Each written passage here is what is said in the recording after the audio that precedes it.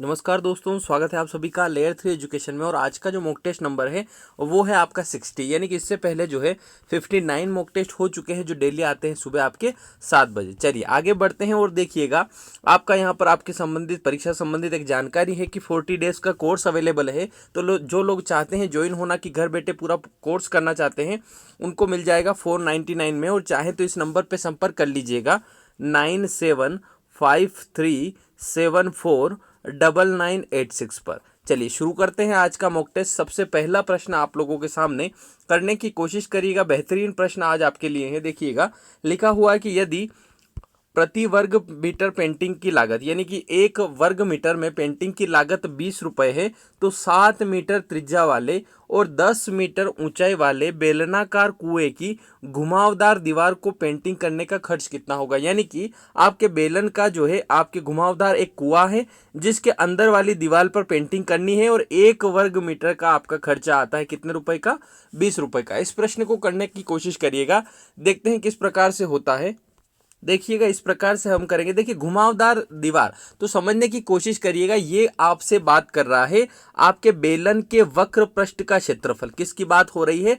बेलन का वक्र पृष्ठ। वक्र का मतलब होता है घुमा हुआ, और वक्र पृष्ठ का क्षेत्रफल की बात कर रहा है। जो क्षेत्रफल हम निकालेंगे वो दीवार का वक्र पृष्ठ का क्षेत्रफल होगा। जैसे कि मान लीजिए ये आपका बेलन है, इस प्रकार से घुमावदार अंदर की तरफ से है ना, तो इसमें जो घुमा हुआ पक्ष है इसका हम क्षेत्रफल निकालेंगे। और हम 1 वर्ग मीटर के 20 रुपए ले रहे हैं, तो पूरा क्षेत्रफल निकालकर उसमें 20 का गुणा कर देंगे तो आपका आंसर आ जाएगा। देखिए, हमको पता है कि आपका जो बेलन होता है उसके वक्र पृष्ठ का क्षेत्रफल होता है आपका 2πr/h। ये आपके वक्र पृष्ठ का क्षेत्रफल, और जितना क्षेत्रफल है उसमें हम 20 का गुणा कर देंगे तो हमारा जो खर्चा होगा वो आपको प्राप्त हो जाएगा। देखिए, 2 लिखेंगे, फिर पाई की वैल्यू होती है आपकी 22/7, और रेडियस आपकी दे रखी है इसने की त्रिज्या है 7 मीटर, तो आप यहां गुणा कर देंगे 7 का, और हाइट आपकी 10 मीटर है तो आप 10 का गुणा करके फिर इंटू कर दीजिएगा 20। इससे आपका पूरा खर्चा आ जाएगा। तो 7 से आपका 7 कैंसिल हो गया, फिर 10 इंटू 20 कितना हो जाएगा? 200,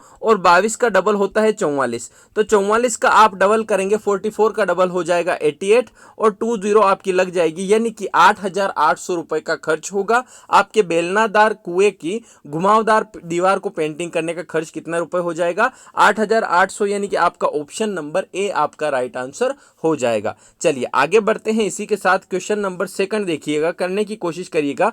लिखा हुआ है कि गणित में डेटा प्रतिनिधित्व और डेटा व्याख्या के लिए निम्नलिखित में से कौन सा उपयुक्त है। जो आपका डेटा होता है, आंकड़ों का प्रतिनिधित्व और उनकी व्याख्या के लिए कौन सा उपयुक्त है? वाद विवाद उपयुक्त है, सर्वेक्षण उपयुक्त है, आपका परियोजना उपयुक्त है, या दोनों बी और सी? तो करने की कोशिश करिएगा। देखिए, आपका जो है डाटा अगर आप कलेक्ट करते हैं तो वो सर्वेक्षण के थ्रू होता है और परियोजना के थ्रू। तो इसका आंसर हो जाएगा बी और सी, यानी कि ऑप्शन नंबर डी आपका करेक्ट आंसर हो जाएगा, जिसमें सर्वेक्षण और परियोजना के तहत आप डेटा का प्रतिनिधित्व और डेटा की व्याख्या करते हैं। चलिए आगे बढ़ते हैं। क्वेश्चन नंबर 3 देखिएगा, करने की कोशिश करिएगा। बेहतरीन प्रश्न आपके लिए है, इसको करने की कोशिश करिए। देखिए, आपके 4 ऑप्शन और हैं यहाँ पर, है ना। पहले प्रश्न पढ़ लीजिएगा। लिखा हुआ है कि 2 संख्याओं का लघुत्तम समापवर्तक और उनके महत्तम समापवर्तक का 4 गुना है। यानी कि लघुत्तम समापवर्तक जो है उसके महत्तम समापवर्तक का कितना गुना है? 4 गुना। यदि लघुत्तम समापवर्तक महत्तम समापवर्तक का योग 125 है, तो उनमें से एक संख्या 100 है, तो दूसरी संख्या क्या होगी? देखिए, 2 संख्याएं हैं, उनका एलसीएम भी है और एचसीएफ भी। तो आपको मैंने सिखा रखा है कि आप क्या करेंगे। देखिएगा, सबसे पहले तो हम निकालेंगे कि एलसीएम और एचसीएफ कितना है। तो देखिएगा, उसने लिखा है कि लघुत्तम समापवर्तक जो है महत्तम का 4 गुना है। यानी कि महत्तम अगर आप 1 मान लेते हैं या फिर 1x मान लेते हैं, तो लघुत्तम आपका इसका 4 गुना हो जाएगा, जो कि 4x हो जाएगा। अब आपसे बोला है कि लघुत्तम और महत्तम दोनों को अगर जोड़ते हैं तो 125 आता है। तो अगर आप इन दोनों को जोड़ेंगे तो 125 आएगा, तो आप लिख देंगे बराबर 125, और 4x और 1x को आप जोड़ेंगे तो आपका आ जाएगा 5x बराबर 125, और x की वैल्यू आप निकालते हैं तो आप निकालेंगे 5 से करेंगे 5 दूना 10, और यहाँ 50 25 और 5 5 25, यानी कि x की वैल्यू आ गई आपकी 25, यानी कि आपका महत्तम समापवर्तक कितना हो गया 25 और लघुत्तम कितना 25 चौक 100। तो दोनों चीजें आ गई आपके पास, लघुत्तम समापवर्तक आपका 100 है और महत्तम समापवर्तक कितना है 25 है। अब आपकी एक संख्या भी दे रखी है कि पहली संख्या आपकी 100 है तो दूसरी संख्या क्या होगी। देखिए मैं आपको बताता हूं, मेरा एक फॉर्मूला है जो हमेशा से हम करते आ रहे हैं कि पहली संख्या गुणित आप करते हैं दूसरी संख्या से और बराबर आप लिख सकते हैं लघुत्तम समापवर्तक गुणित आप लिख सकते हैं महत्तम समापवर्तक। ये मैंने आपको शुरुआत में सिखा रखा है। अब पहली संख्या 100 दे रखी है और दूसरी संख्या निकालनी है, ठीक है, और आपके लघुत्तम समापवर्तक 100 आ रहा है ना, और आपका महत्तम समापवर्तक कितना आ रहा है 25 आ रहा है, ये हम लोगों ने निकाल लिया था। तो आप x की वैल्यू निकालने के लिए 100 यहाँ नीचे लाएंगे तो 100 से 100 कैंसिल हो जाएगा, यानी कि दूसरी संख्या क्या हो जाएगी तो 25 हो जाएगी, जो कि ऑप्शन नंबर सी आपका राइट आंसर हो जाएगा। इस प्रकार से इन प्रश्नों को हम करते जाएंगे। देखिएगा अगला प्रश्न आप लोगों के लिए है। अगला प्रश्न लिखा हुआ है कि गणित चिंता के लिए निम्नलिखित में से कौन सा योगदान कारक है। गणित चिंता के लिए निम्नलिखित में से कौन सा योगदान कारक है। विषय की प्रकृति, परीक्षा प्रणाली, जेंडर, ए और बी, यानी कि गणित में जो चिंता होती है उसके लिए योगदान कारक कौन सा है। विषय की प्रकृति ऐसी है क्या, यानी कि विषय का नेचर ऐसा है कि उससे आपको चिंता हो, या फिर परीक्षा प्रणाली ऐसी होती है कि जिससे आपको चिंता होती है। जेंडर, यहाँ लिंग का कोई लेना देना नहीं कि आप लड़के हैं तो ज़्यादा डरते हैं या फिर लड़की है तो, ऐसा कुछ नहीं है। तो यहाँ दो जो आपके ऑप्शन आ रहे हैं कौन से वाले, ए वाला और बी वाला, ये दोनों आपके कारक हो सकते हैं, इसलिए इसका आंसर हो जाएगा ए और बी दोनों। तो ऑप्शन नंबर डी आपका राइट आंसर हो जाएगा कि गणित चिंता के लिए निम्नलिखित में से कौन सा योगदान कारक है। विषय की प्रकृति और परीक्षा प्रणाली दोनों इसके आंसर हो जाएंगे। चलिए आगे बढ़ते हैं। क्वेश्चन नंबर देखिएगा 5th वाला लिखा हुआ है कि दो वृत्त के क्षेत्रफल का अनुपात 4 है 9 है। दो वृत्त दिए हुए हैं जिनका क्षेत्रफल आपका 4 9 है, तो इनकी परिधियों के बीच अनुपात क्या होगा। आपको बताना है कि इनकी परिधियों के बीच अनुपात क्या होगा। तो देखिए आप समझने की कोशिश करिएगा, वृत्त का क्षेत्रफल 4 9 है तो वृत्त का क्षेत्रफल क्या होता है। देखिए यह वृत्त होता है,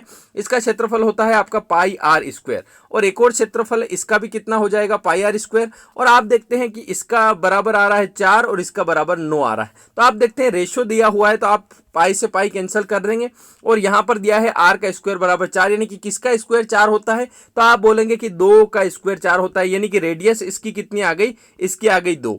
अब यहां पर किसका स्क्वायर 9 होता है, तो आप बोलेंगे आर बराबर 3 आएगा, क्योंकि 3 का स्क्वायर 9 होता है। तो रेडियस इसकी आ गई आपकी 2 और इसकी आ गई 3। अब आपसे परिधि पूछा है, तो परिधि आपकी क्या होती है, परिधि होती है 2 पाई आर। कितनी होती है 2 पाई आर, और इसकी भी कितनी हो जाएगी 2 पाई आर, क्योंकि दो वृत्त है तो दोनों का आपको अनुपात बनाना है। अब 2 से 2 कैंसिल हो जाएगा अनुपात में, पाई से पाई भी कैंसिल हो जाएगा, तो रेडियस का रेडियस से अनुपात रह जाएगा, यानी कि आपका परिधि का अनुपात वही होगा जो आपकी त्रिज्या का अनुपात होगा। तो 2 3 इसका आंसर आ जाएगा, जो कि ऑप्शन नंबर बी आप लोगों का राइट आंसर हो जाएगा। इस प्रकार से चलिए आगे बढ़ते हैं। क्वेश्चन नंबर देखिएगा 6 नंबर वाला आपके सामने करने की कोशिश करिएगा। देखिए यहां लिखा हुआ है, ध्यान से पढ़िएगा, लिखा हुआ है कक्षा 6 यानी कि 6th क्लास के गणित के शिक्षक गणित कक्षा के लिए बहुत सारे सर्वेक्षण आधारित प्रोजेक्ट प्रदान करते हैं। इन गतिविधियों का उद्देश्य निम्नलिखित में से कौन सा है। वो बहुत सारे सर्वेक्षण आधारित प्रोजेक्ट प्रदान करते हैं गणित के शिक्षक। इस गतिविधि का उद्देश्य क्या है। पहला ऑप्शन आपका है कि इसे वैकल्पिक मूल्यांकन के रूप में उपयोग करने के लिए, या फिर कक्षा की एक रस्ता को जो तोड़ने के लिए, या फिर समस्या निवारण कौशल को बढ़ावा देने के लिए, या फिर दोनों, ए और सी दोनों। तो देखिए एक रास्ता को तोड़ने के लिए कोई सर्वेक्षण आधारित परियोजना नहीं होती है, लेकिन आपका वैकल्पिक मूल्यांकन इसको कह सकते हैं हम। और यह जो ऑप्शन नंबर सी है कि समस्या निवारण कौशल को बढ़ावा देने के लिए, यानी कि ए और सी दोनों होंगे, तो ऑप्शन नंबर डी आपका राइट आंसर हो जाएगा। चलिए अगला प्रश्न हम देखते हैं। क्वेश्चन नंबर 7 आप लोग देखिएगा, लिखा हुआ है कि दो खंभों की ऊंचाई क्रमशः 15 मीटर और 30 मीटर, यानी कि दो खंभे आपके हैं 15 मीटर और 30 मीटर वाले, और वह 36 मीटर की दूरी पर भी हैं। तो उनके शीर्ष के बीच क्या दूरी होगी वो आप लोगों को ज्ञात करना है। देखिए दो आपके खंभे हैं, एक 15 मीटर का है और एक 30 मीटर का है। हम करने की कोशिश करते हैं। देखिएगा इस प्रकार से आपका इस प्रकार से एक खंभा होगा। देखिए थोड़ा सा सीधा हम बनाने की कोशिश करते हैं। ये इस प्रकार से, अरे यार एक मिनट देखना, है ना, समझने की कोशिश करना, ये इस प्रकार से है, सीधा ही समझिएगा इसको, है ना। एक 15 मीटर और एक 30 मीटर का है, ध्यान दीजिएगा, ये इस प्रकार से समझ जाइएगा। ये 15 मीटर 30 मीटर है, यानी कि ये जो ऊंचाई है ये 15 है और ये आपकी 30 मीटर है, ठीक है। अब यहाँ पर बोला है कि इनके बीच वह 36 मीटर की दूरी पर है दोनों, यानी कि यहाँ जो दूरी है वो आपकी 36 मीटर है। कितनी है? 36 मीटर है। आपको बताना है कि इनके शीर्ष के बीच, यानी कि आप समझिएगा कि ये जो दूरी है ये आप लोगों को बताना है, ठीक है। इनके शीर्ष के बीच में जो दूरी है ये आपको बताना है। अब ये बताने के लिए मुझे काय का सहारा लेना होगा? पाइथागोरस प्रमेय का सहारा लेना होगा। कैसे लूंगा? तो देखिए, ये जो नीचे दूरी आपकी 36 आई थी, ये यहाँ पर भी दूरी आपकी 36 हो जाएगी।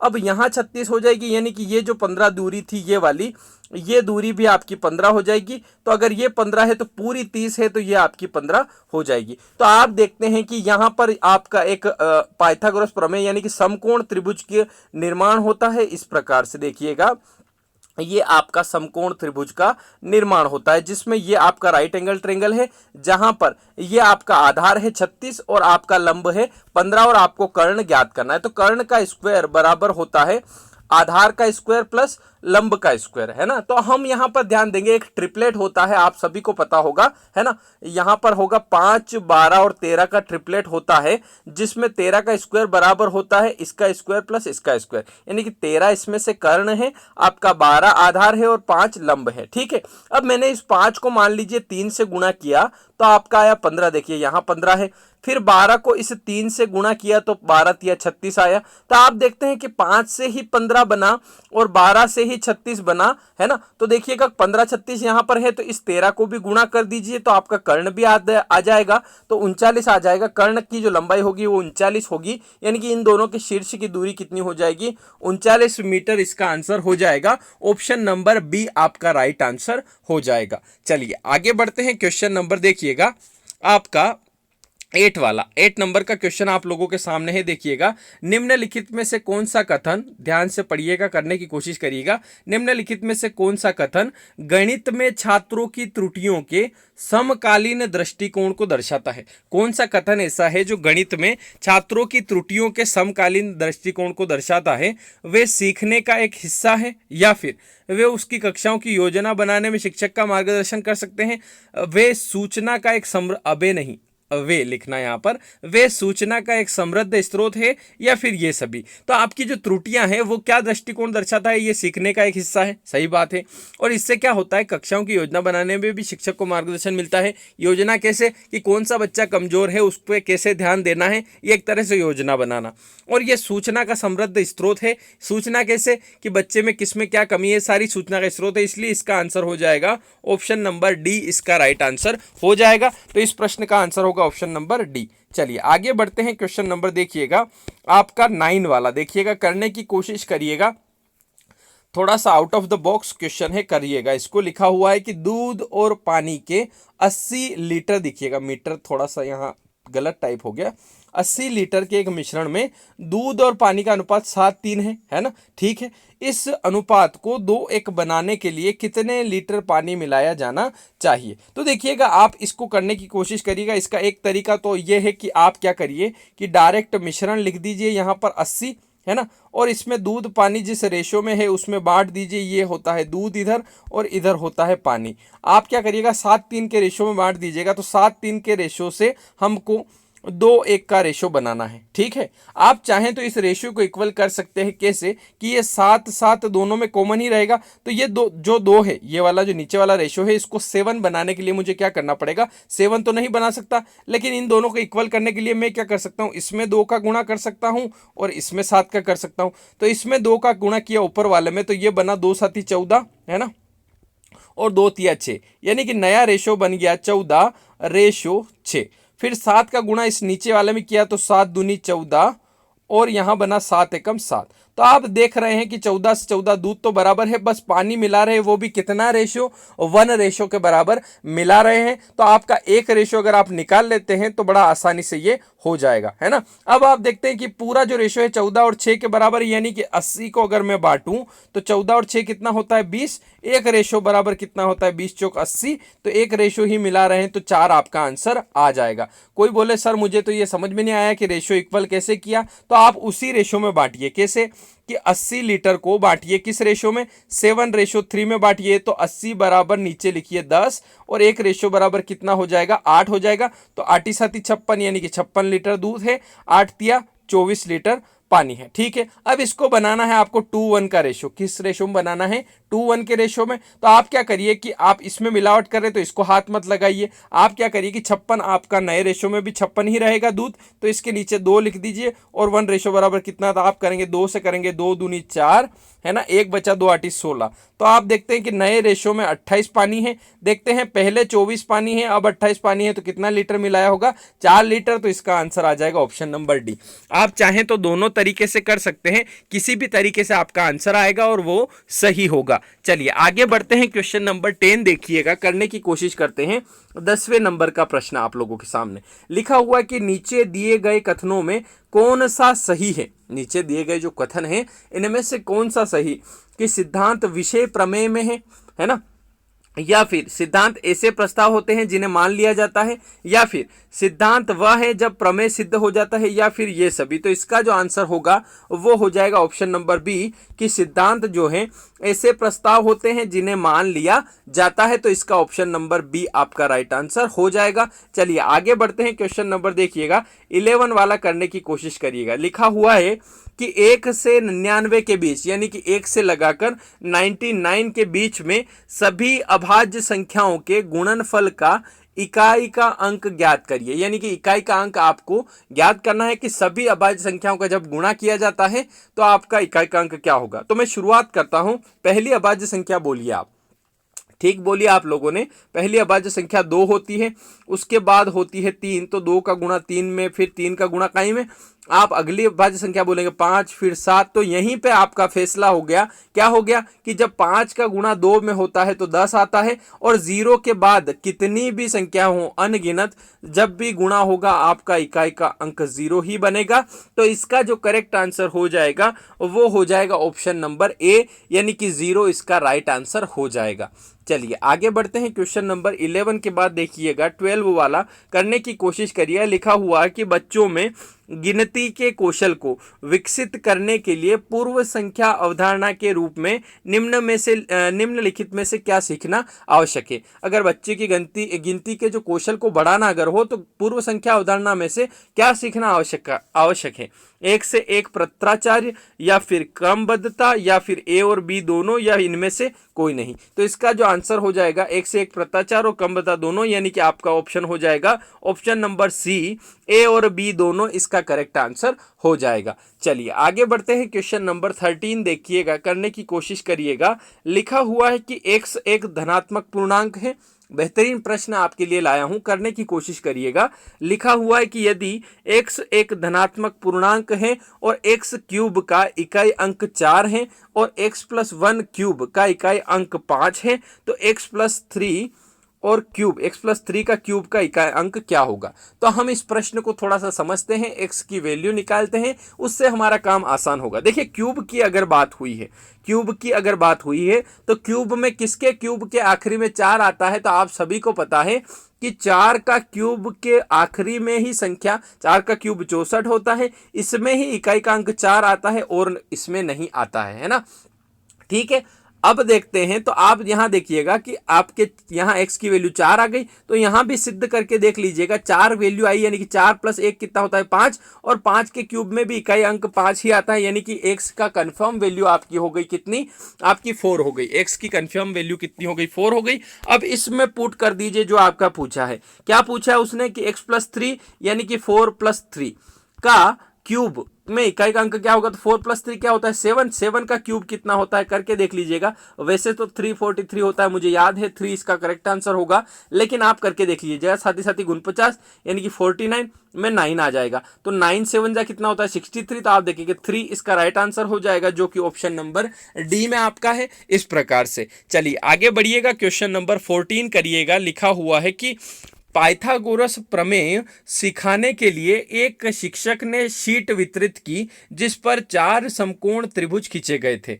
पाइथागोरस प्रमेय सिखाने के लिए एक शिक्षक ने क्या करा, एक शीट का वितरण किया जिस पर आपके 4 समकोण त्रिभुज बने हुए थे। बच्चों को त्रिभुजों के पक्षों के बीच संबंध खोजने के लिए कहते हैं, तो उपरोक्त स्थिति में शिक्षक के द्वारा उपयोग किया जाता है। यानी कि ये करके शिक्षक ने कौन सी विधि उपयोग की, 4 ऑप्शन आपके पास हैं, निगमनात्मक विधि है ना, या फिर प्रयोगशाला विधि, या फिर आगमनात्मक विधि, या इनमें से कोई नहीं। तो देखिए शीट वितरित करके उसने क्या करा कि उनके पक्षों के बीच में संबंध खोजने के लिए कहा।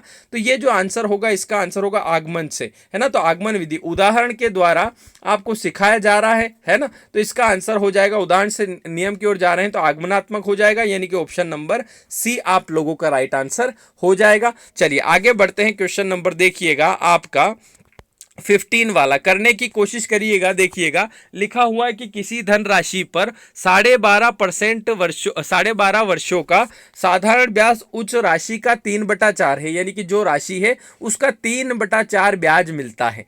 अगर ब्याज की दर ज्ञात करिए, यानी कि आपको ब्याज की दर ज्ञात करना है। तो मैं आपको बता दूं, किसी भी राशि का 3/4 है तो हम क्या मान लेते, राशि आप 4 मान लो, तो 4 का 3/4 कितना होता है, 3 ही होता है। तो आप समझ जाएंगे कि 4 आपका मूलधन हो जाएगा और 3 आपका ब्याज हो जाएगा। तो सवाल करने में हमको आसानी रहेगी। आप देखेंगे कि साधारण ब्याज बराबर होता है मूलधन गुणित दर गुणित समय बटे 100 होता है ना। आप मूलधन, आपने साधारण ब्याज क्या माना, 3/4, यानी कि 3 मान लिया, और मूलधन मान लिया 4, और इंटू दर तो हमको पता नहीं है, वो हम पता करेंगे। लेकिन समय हम लोगों को पता है 12.5 यानी कि 12.5, और अपोन में कर दीजिएगा आप कितना, 100। ठीक है, उस प्रकार से हम करते हैं। तो देखिएगा यहां पर आपका आएगा, ये यहां से पॉइंट हटाएंगे, यहां 10 आ जाएगा, और आपका 25 से करेंगे, 25 5 125, 25 चौक 100। ठीक है, तो 4 से 4 कैंसिल। ठीक है, यहां पे कितना बचा, 10 बच रहा है, 5 दूनी 10 और 2 का गुणा इधर 3 में हो जाएगा, 2 2 3 6%।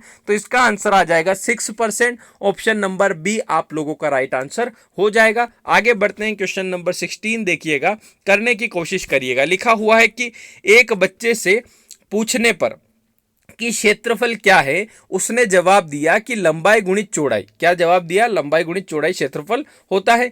अब क्षेत्रफल की अवधारणा के बारे में, बच्चे की समझ के बारे में आप क्या कह सकते हैं, यानी कि उसने क्या कर दिया, उससे क्षेत्रफल पूछा तो उसने डायरेक्ट बता दिया लंबाई गुणित चौड़ाई। तो आप क्या कह सकते हैं कि बच्चा क्षेत्रफल और परिधि की अवधारणा के बीच भ्रमित में है, यानी कि उसको पता नहीं है कि क्षेत्रफल क्या होता है, परिधि क्या होती है। या फिर बच्चे ने आयत के क्षेत्रफल का प्रयोग किसी भी बंद आकृति के क्षेत्रफल के रूप में कर लिया, या फिर बच्चे को क्षेत्रफल की अवधारणा के बारे में कोई जानकारी नहीं है, या फिर उपरोक्त सभी। आप बताइएगा कि इसमें से करेक्ट आंसर आपका क्या हो जाएगा। तो देखिए इसका जो करेक्ट आंसर होगा, वैसे तो आप सभी मित्रों ने, सभी भाइयों बहनों ने लगा लिया होगा, correct answer option number B होगा कि बच्चे ने क्या किया कि आयत का क्षेत्रफल उसे सिखाया गया होगा कि लंबाई गुणित चौड़ाई होता है, तो वो आयत भूलकर उसने दिमाग में बिठा लिया कि सभी क्षेत्रफल लंबाई गुणित चौड़ाई ही होते हैं। किसी भी बंद आकृति के क्षेत्रफल के बारे में उसने अवधारणा बना ली कि लंबाई गुणित चौड़ाई ही तो क्षेत्रफल होता है। तो इसका आंसर हो जाएगा ऑप्शन नंबर बी। आगे बढ़ते हैं, क्वेश्चन नंबर 17 देखिएगा, करने की कोशिश करिएगा। लिखा हुआ है कि यदि 1 रुपए, यदि लिखा हुआ है यदि 1 रुपए पर 1 माह का साधारण ब्याज 1 पैसा है तो वार्षिक ब्याज की दर कितनी होगी, 10%, 8%, 6% या 12%। करने की कोशिश करिएगा। देखिए मैं आपको बताता हूं, यहां पर 1 रुपया बोला है, मूलधन हो जाएगा 1 रुपया, और 1 माह का ब्याज 1 पैसा है। तो देखिए साल की वार्षिक पूंजी है, यानी कि 1 माह में 1 पैसा, तो 12 महीना होता है 1 साल, यानी कि 12 पैसे इसका ब्याज हो जाएगा। तो मैं साधारण ब्याज बराबर लिखूंगा मूलधन गुणित दर गुणित समय बटे 100। तो साधारण ब्याज लिख दूंगा, मैंने 1 साल का जोड़ा कि 12 पैसे आ रहा है, और मूलधन भी पैसे में कन्वर्ट करूं तो 1 रुपए को पैसे में लिखूंगा तो 100 पैसे लिख सकता हूं। दर मुझे पता नहीं है, वही ज्ञात करना है, और समय यहां पर मैं मान लेता हूं 1 साल, क्योंकि 1 साल की पूछा है। ठीक है, अब यहां 100 से 100 कट जाएगा तो दर आपकी आ जाएगी 12%, जो कि ऑप्शन नंबर डी आपका राइट आंसर हो जाएगा। चलिए आगे बढ़ते हैं, क्वेश्चन नंबर 18 देखिएगा, करने की कोशिश करिएगा। लिखा हुआ है कि निम्नलिखित में से किसने अनुपात और समानुपात से संबंधित समझने में आनुपातिक तर्क की भूमिका को उजागर किया। निम्नलिखित में से कौन ऐसा है जिसने अनुपात और समानुपात से संबंधित समझने में आनुपातिक तर्क की भूमिका को उजागर किया। लेव वाइगोत्स्की या फिर जोल्टन डाइनेस या फिर जीन पियाजे या फिर आपका उपरोक्त में से कोई नहीं। तो इसका जो आंसर हो जाएगा, किसने जो है अनुपातिक तर्क की भूमिका उजागर किया, तो इसका आंसर हो जाएगा ऑप्शन नंबर बी, सी आपका राइट आंसर हो जाएगा। जीन पियाजे जो है इसका आंसर हो जाएगा। किसने आपका अनुपातिक तर्क की भूमिका को उजागर किया, तो जीन पियाजे ने किया। आगे बढ़ते हैं, क्वेश्चन नंबर 19 देखिएगा, करने की कोशिश करिएगा। लिखा हुआ है कि दो पाइप हैं ए और बी एक टैंक को व्यक्तिगत रूप से यानी कि अलग अलग 2 घंटे और 3 घंटे में भर सकते हैं। यदि दोनों पाइप को एक साथ खोला जाता है तो टैंक को भरने में कितना समय लगेगा। इस क्वेश्चन को टाइम एंड वर्क के हिसाब से कर सकते हैं। वैसे तो सिंपल क्वेश्चन है। इसका चौथा ऑप्शन भी आप लोगों के लिए है 1 घंटा और 20 मिनट। देख लीजिएगा, करने की कोशिश करिए। देखिए, इसको करने का मेरा तरीका ऐसा है कि मैं मानता हूं ए नल का, एक नल का नाम दिया ए है ना, यहाँ 2 घंटे और बी नल लगाता है 3 घंटे। तो मुझे क्या करना होगा, 2 और 3 का एलसीएम लेना होगा जो कि आता है 6, और एलसीएम को ही मैं टोटल वर्क मानता हूं, यानी कि 6 लीटर भरना है। ये 2 दिन में भरता है तो एक दिन में कितने लीटर भरता होगा, तो 2 या 6 3 लीटर भरता होगा। अब ये 3 दिन में भरता है तो एक दिन में कितना भरता होगा, 2 लीटर। तो इन दोनों से भरवाना है, यानी कि एक दिन में भरते हैं ये 5 लीटर। तो आप देखिए 6 लीटर भरना है और दोनों मिलके भरेंगे तो 5 भर देंगे। तो आप इसको करेंगे सोल्व, तो 5 एकम 5, फिर 1 बचा और 1/5। अब इसको सोल्व करने के लिए मुझे क्या करना होगा, मिनट में आंसर है तो 1 घंटा तो पूरा आ गया, ये बात तो बिल्कुल तय हो गई। अब 1/5 घंटा है, यानी कि इसको मिनट में बदलेंगे तो इंटू 60 कर लीजिए, आपके मिनट आ जाएंगे। 5 से भाग लगाया तो 12 मिनट आया, यानी कि 1 घंटा और 12 मिनट इसको लग जाएंगे, जो कि पहला ऑप्शन होगा, ऑप्शन नंबर ए आपका, कि दोनों नल को खोल दिया जाए तो टैंक को भरने में 1 घंटे 12 मिनट का समय लग जाएगा। कुछ नहीं करना है, इसमें आपको एलसीएम लेना रहता है और एलसीएम ही आपका टोटल वर्क रहता है। फिर कैपेसिटी निकाल के उसको भाग लगा देते हैं। देखिए, आपको अगर टाइम एंड वर्क सीखना है तो शाम की क्लास में पूरा चैप्टर होने आ गया है, आप सीख सकते हैं। टाइम एंड वर्क भी आपके सिलेबस में तो नहीं है, लेकिन कभी पूछ ले तो आपको समस्या नहीं होगी, आप शाम की क्लास में सीख सकते हैं। उसमें 7-8 पार्ट में पूरा करवा दिया, 150 के क्वेश्चन समथिंग, तो हो जाएगा क्लियर। देखिएगा, आगे बढ़ते हैं, क्वेश्चन नंबर 20 की तरफ देखिएगा। लिखा हुआ है कि गणित में सूत्र की स्थापना के लिए निम्नलिखित में से कौन सी विधि उपयुक्त है। अगर सूत्र की स्थापना करनी हो, है ना, तो कौन सी विधि उपयुक्त है, संश्लेषण विधि, निगमन विधि, आगमन विधि, इनमें से कोई नहीं। तो आप सभी को पता होगा, ये तो बहुत बेसिक सी जानकारी है कि अगर सूत्र का निर्माण करना हो तो उदाहरण से सूत्र के नियम की ओर कब जाते हैं, आगमन विधि में जाते हैं। तो इसका आंसर हो जाएगा ऑप्शन नंबर सी, आपका राइट आंसर हो जाएगा कि आगमन विधि से हम सूत्र की स्थापना कर सकते हैं। चलिए आगे बढ़ते हैं, क्वेश्चन नंबर देखिएगा 21 आपके सामने। लिखा हुआ है कि किसी वृत्त की त्रिज्या 41 सेंटीमीटर है, वृत्त के केंद्र से एक जीवा की दूरी 9 सेंटीमीटर है, तो जीवा की लंबाई सेंटीमीटर में ज्ञात करिए। आपको जीवा में आपको बता दूं कि ये आपका वृत्त होता है। अगर आप यहां बीच में से केंद्र से ना होकर गुजर रही हो और कहीं भी एक लाइन गुजार दें तो ये जो चीज है आपकी, ये लाइन कहलाती है जीवा। इस जीवा की लंबाई निकालनी है, आप कोई सी भी जीवा मान सकते हैं, है ना। और सबसे बड़ी जीवा कहलाती है आपका डायमीटर। आपने सुना होगा सबसे बड़ी जीवा जो है डायमीटर कहलाती है। अब आपको बताना है जीवा की लंबाई क्या होगी, है ना।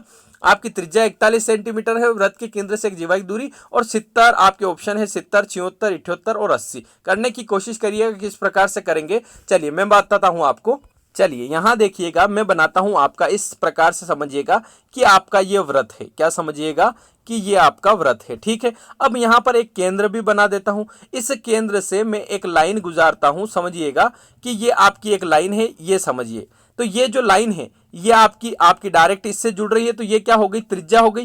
त्रिज्या कितनी दी हुई है, इसने 41 दी हुई है, ठीक है साहब। अब मान लीजिए कि आपकी एक जीवा भी है, उस जीवा की मैं मान लेता हूं ये जीवा मैंने खींच दी इस प्रकार से, और वो बोल रहा है कि इस जीवा तक की जो लंबाई है केंद्र से जीवा की दूरी कितनी है, 9 सेंटीमीटर। तो मैंने यहां से यहां तक लाइन खींची तो ये आपकी 9 सेंटीमीटर हो गई, ठीक है साहब। आपने देखा कि ये 41 है और ये आपकी ये है ना। तो देखिएगा अब आपको क्या निकालना है, इस प्रकार से करिएगा। देखिए मैं करने की कोशिश करता हूं। चलिए एक मिनट, थोड़ा सा डायग्राम थोड़ा सा मिस्टेक बन जाएगा, वरना मेरा डायग्राम सही नहीं रहेगा तो आंसर सही नहीं आ पाएगा। एक मिनट आप ध्यान दीजिएगा, एक मिनट थोड़ा और सही बता देता हूं, वो थोड़ी सी मिस्टेक हो रही है ना, वरना क्वेश्चन का आंसर सही नहीं आएगा, है ना। चलिए देखिए 1 मिनट रुकिएगा। ये इस प्रकार से आपका ये वृत्त है आपका, इस प्रकार समझिएगा, ये वृत्त समझ लिए। और अब मैं यहाँ केंद्र बना रहा हूँ, इस केंद्र से एक लाइन खींचता हूँ जो कि आपकी हो जाएगी, क्या हो जाएगी, ये आपकी त्रिज्या हो जाएगी जो कि 41 है, ठीक है। अब वो बोल रहा है कि जीवा खींची हुई है, तो ये जो लाइन खींची हुई है आपकी, ये जो आ रही है, इसको ही जीवा मान लीजिए, ये आपकी जीवा है, ठीक है। इस जीवा की लंबाई निकालना है। और वो बोल रहा है कि वृत्त के केंद्र से जीवा की दूरी कितनी है, 9 सेंटीमीटर है, तो यहाँ खींच लीजिएगा 9 सेंटीमीटर, ठीक है, इस प्रकार से। अब आप देखिएगा कि इसको करने का तरकीब मेरी ये है कि यहाँ पर एक आपका बन रहा है, इसको नाम दे दीजिए ए बी, क्या नाम दे दीजिए, ए बी, और इसका नाम दे दीजिए सी डी। किसको नाम दे दीजिए, यहाँ जिस पॉइंट पे कट कर रहा है इसको डी नाम दे दीजिए। अब यहाँ पर एक ट्रेंगल बन रहा है, ये इस प्रकार का, देखिएगा इस प्रकार का राइट एंगल ट्रेंगल बन रहा है। अब आप देखते हैं कि राइट एंगल ट्रेंगल बन रहा है, यानी कि ये जो 41 वाला है ये क्या है, कर्ण है ना, और ये जो 9 वाला है ये लंब है। तो आप आधार निकाल सकते हैं, आप निकाल सकते हैं कि कैसे, कि कर्ण का स्क्वायर बराबर होता है आधार का स्क्वायर प्लस लंब का स्क्वायर। अब कर्ण का स्क्वायर कितना होता है, तो 41 का स्क्वायर करना होगा, और बराबर आपके आधार का स्क्वायर तो हमको पता नहीं है, लेकिन 9 का स्क्वायर जरूर पता है, 81। ये 81 इसमें से माइनस होगा 41 के स्क्वायर में से। अब 41 का स्क्वायर मुझे याद नहीं है, लेकिन मुझे क्या करना होगा, अब निकालना होगा। तो 41 का स्क्वायर निकालने के लिए 41 गुणित 41 करूंगा, मुझे डबल डिजिट का इंटू भी शायद नहीं आता है, वो अभी मिस्टेक कर जाएगा, इसलिए मैं बेसिक तरीके से जो मुझे आता है उससे करूंगा। तो 1 का गुणा करेंगे तो 41 आएगा, फिर इंटू का निशान लगा के 4 एकम 4 और 4 चौक 16 आता है। तो देख लीजिएगा 1 और यहाँ आ जाएगा 4 4 8 और 1681 आ रहा है, किसका स्क्वायर, 41 का स्क्वायर 1681 आ रहा है, बराबर में आप देखिएगा आधार का स्क्वायर प्लस 81। तो ये जो प्लस का 81 है ये इधर आके क्या हो जाएगा, माइनस का 81, तो आपका आ जाएगा 1600। तो आधार का स्क्वायर यानी कि 1600, यानी कि किसका स्क्वायर होता है 1600, तो आपका 40 का स्क्वायर होता है। अब ये वाली लाइन कौन सी, ये वाली आई आपकी 40, कौन सी, 1 मिनट में थोड़ा सा आपको बता दूं दूसरे कलर से ताकि समझ में आ जाए। तो ये वाला आया आपका 40। तो क्या 40 आपकी लंबाई है क्या जीवा की? अब जीवा तो पूरी है, अगर ये आधा 40 है तो ये बचा हुआ भी 40 हो जाएगा, यानी कि जीवा की लंबाई कितनी आ जाएगी, 80 आ जाएगी। तो इस प्रकार के प्रश्न आपके इस तरह से आते हैं, तो आपको 80 आंसर लगाना है ना।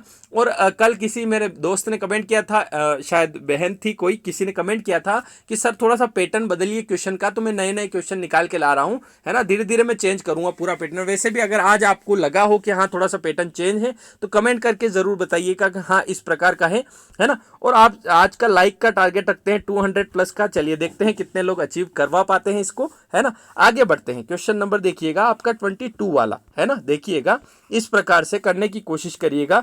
लिखा हुआ है कि यदि बच्चे को बौद्धिक विकलांगता है, बच्चे को बौद्धिक विकलांगता है, तो शिक्षक किस प्रकार के शिक्षण संसाधनों में उपयोग कर सकता है, कौन से शिक्षण संसाधन का उपयोग वो कर सकता है। पहला ऑप्शन आपका मल्टीमीडिया सॉफ्टवेयर, या फिर टेप रिकॉर्डर, या फिर ए और बी दोनों, या इनमें से कोई नहीं। तो इसका जो आंसर हो जाएगा वो हो जाएगा ऑप्शन नंबर सी, आपका राइट आंसर हो जाएगा कि इसका और इसका दोनों का प्रयोग कर सकता है, मल्टीमीडिया सॉफ्टवेयर और टेप रिकॉर्डर दोनों का उपयोग वो कर सकता है। चलिए आगे बढ़ते हैं, क्वेश्चन नंबर देखिएगा 23 वाला, करने की कोशिश करिएगा, बेहतरीन प्रश्न आप लोगों के लिए है। लिखा हुआ है कि यदि त्रिभुज के कोणों का माप 2x + 20 डिग्री, x + 40 डिग्री और 3x है, तो x का मान क्या होगा। देखिए त्रिभुज के तीनों कोणों का योग दे रखा है, मतलब आप सभी को पता होगा कि त्रिभुज के तीनों कोणों का योग कितना होगा, और इसको हम निकाल लेंगे। देखिए त्रिभुज के तीनों कोणों का योग होता है 180, यानी कि इन तीनों कोण के बराबर में मैं लिख सकता हूं 180। तो देखता हूं, लिखता हूं 2x + 20 प्लस कर दूंगा x + 40 प्लस 3x कर दूंगा, तो बराबर लिख सकता हूं मैं 180। अब देखिए x कितने हो रहे हैं, तो 2x और x 3x, 3x और 3x कितना हो गया 6x। और आप देखते हैं कि प्लस में कितना है, तो 20 इधर अलग है और 40 इधर है, यानी कि 60 है, तो बराबर आप लिख सकते हैं 180। और ये जो 60 है अगर उधर जाएगा तो माइनस का हो जाएगा, यानी कि 120 बचेगा, जो कि 6x के बराबर है। और x के बराबर क्या होगा, तो 6 से काट लेंगे, 6 दूनी 12, यानी कि 20, यानी कि 20 डिग्री इसका आंसर हो जाएगा कि x का मान कितना है, तो 20 डिग्री इसका करेक्ट आंसर हो जाएगा। आगे बढ़ते हैं, क्वेश्चन नंबर देखिएगा आपका 24, करने की कोशिश करिएगा। लिखा हुआ है कि निम्नलिखित में से कौन सी जानकारी ज्ञात बिट्स को एक साथ रखने की प्रक्रिया है जहां अज्ञात घटन स्पष्ट और सत्य हो जाता है।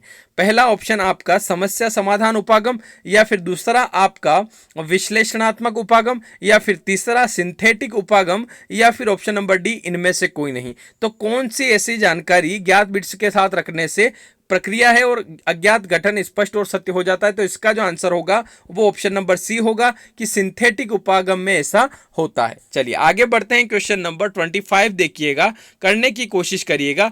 लिखा हुआ है कि दिए गए चित्र में, थोड़ा सा मैं आपको बता दूं, ये इस प्रकार से है प्रश्न का, थोड़ा सा ज्योमेट्री के क्वेश्चन भी मैंने शामिल करने की कोशिश की है ना। ये चित्र में नहीं बना पाया, मैंने वहां से फोटो लिया और इसको क्रॉप करके यहाँ डाला है ना, तो थोड़ा सा एडजस्ट करिएगा, है ना। लिखा हुआ है कि दिए गए चित्र में, यानी कि ये चित्र आपका दे रखा है, इस पे ए बी सी बराबर 70 डिग्री है, यानी कि ए बी सी कहाँ 70 डिग्री होगा? तो ध्यान दीजिएगा, मैं थोड़े से ऑप्शन को थोड़ा सा नीचे ले जाऊंगा और चित्र को थोड़ा सा बड़ा करूंगा, तो ऑप्शन आपका बाद में हम लोग देख लेंगे, है ना। ये यहाँ पर चित्र थोड़ा सा बड़ा किया मैंने। अब जहां वो बोलेगा वो मैं वहां कोण में बनाऊंगा, देखिएगा यहां पर करने की कोशिश करते हैं। देखिए इस प्रकार से, तो देखिए यहां लिखा हुआ है कि ए बी सी बराबर 70 डिग्री, तो यहां पर बना आपका 70 डिग्री, ठीक है, इस प्रकार से।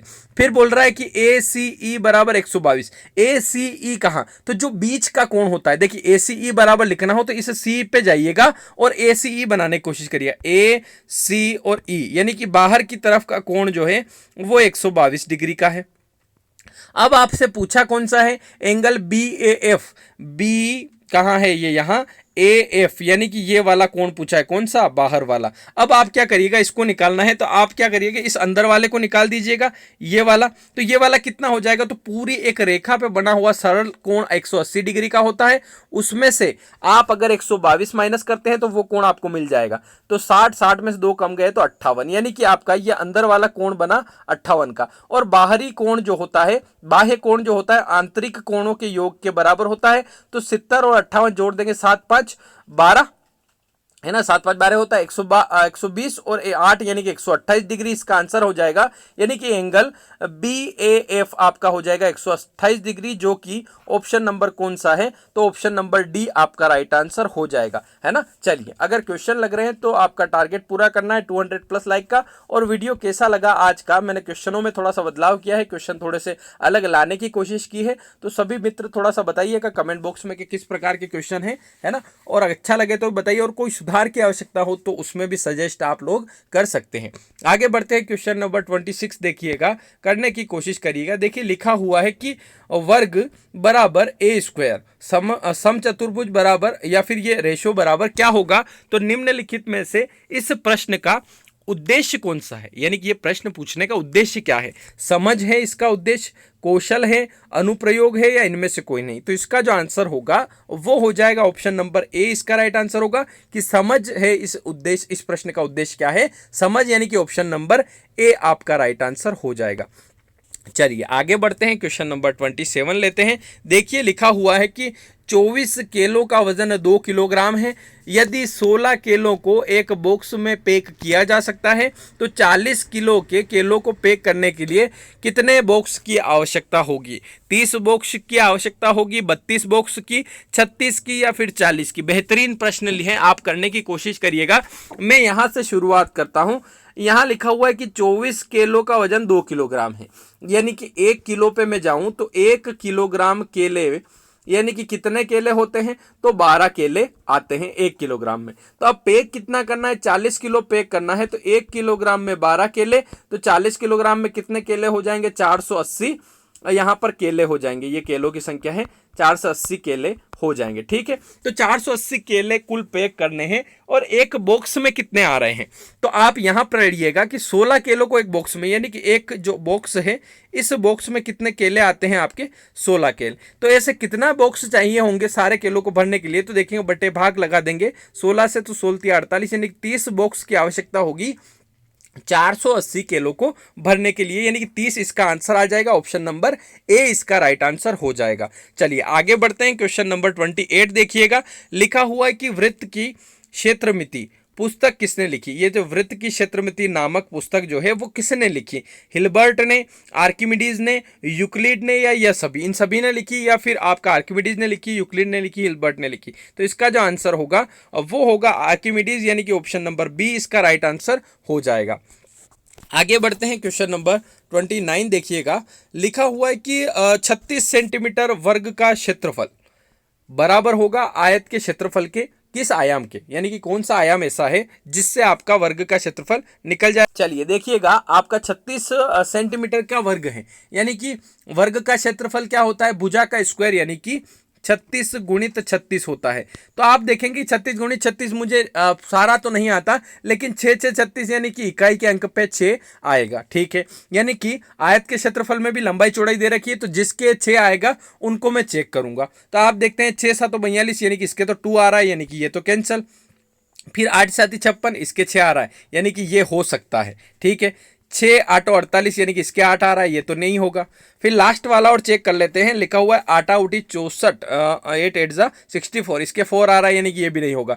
तो आपका ऑप्शन नंबर बी इसका राइट आंसर हो जाएगा कि ये आपका आयाम होगा, इससे इसके बराबर का वर्ग आपको मिल जाएगा। आगे बढ़ते हैं, क्वेश्चन नंबर 30 देखते हैं। लिखा हुआ है कि यदि बराबर त्रिज्या वाले 3 वृत्त केंद्र से एक दूसरे को बाह्य रूप से स्पर्श करते हैं तो वह बनाते हैं समकोण त्रिभुज, समबाहु त्रिभुज, विषमबाहु त्रिभुज, इनमें से कोई नहीं। करने की कोशिश करते हैं। देखिए, मैं आपका सेम डायग्राम तो नहीं बना पाऊंगा, पर इस क्वेश्चन को जरूर समझा दूंगा कि ये कहना क्या चाहता है। देखिएगा, बराबर त्रिज्या वाले 3 वृत्त, तो यानी कि सेम आपके आकृति के 3 वृत्त जो हैं आपके स्पष्ट करते हैं, एक दूसरे को स्पर्श कर रहे हैं। देखिएगा, इस प्रकार से समझने की कोशिश करिएगा, इस प्रकार से, है ना। थोड़ा सा बराबर नहीं है, पर समझ जाइएगा कि ये तीनों बराबर हैं। इनके केंद्र से, इसका केंद्र ये, इसका केंद्र ए, इसका केंद्र ये, इससे क्या हो रहा है कि एक किसका निर्माण हो रहा है, आपके त्रिभुज का। तो त्रिभुज आपका जो है किस प्रकार का बन जाएगा, तो समान इनमें अंतर है। समान अंतर कैसे कि इसकी त्रिज्या और इसकी त्रिज्या यानी कि 1 डायमीटर ये है, और इसकी त्रिज्या और इसकी त्रिज्या यानी कि 1 डायमीटर ये है, और इसकी त्रिज्या और इसकी त्रिज्या 1 डायमीटर, यानी कि आपके तीनों भुजाएं क्या हो जाएगी, तीनों भुजाएं 3 डायमीटर हैं। तो इसका डायमीटर सेम होगा, इसका भी सेम होगा, इसका भी सेम होगा, तो तीनों भुजाएं सेम हैं। तो जब समान होती है तो इसको हम बोलते हैं समबाहु त्रिभुज। क्या बोलते हैं, समबाहु त्रिभुज। तो इसका आंसर हो जाएगा ऑप्शन नंबर बी, है ना। तो चलिए बताइएगा कि आज के प्रश्न आप लोगों को कैसे लगे, है ना, और कैसा थोड़ा सा बदलाव मैंने किया है, देखिएगा किस प्रकार से। अगर अच्छा लगता है तो इसको हम कंटिन्यू करेंगे, है ना। चलिए मिलेंगे नेक्स्ट वीडियो में, तब तक के लिए धन्यवाद। डेली आपका सुबह 7 बजे आता है, और हो सके तो वीडियो को अपने मित्रों के साथ शेयर जरूर करिएगा। आप सभी को वीडियो देखने के लिए बहुत बहुत धन्यवाद। मिलेंगे हम नेक्स्ट वीडियो में, धन्यवाद।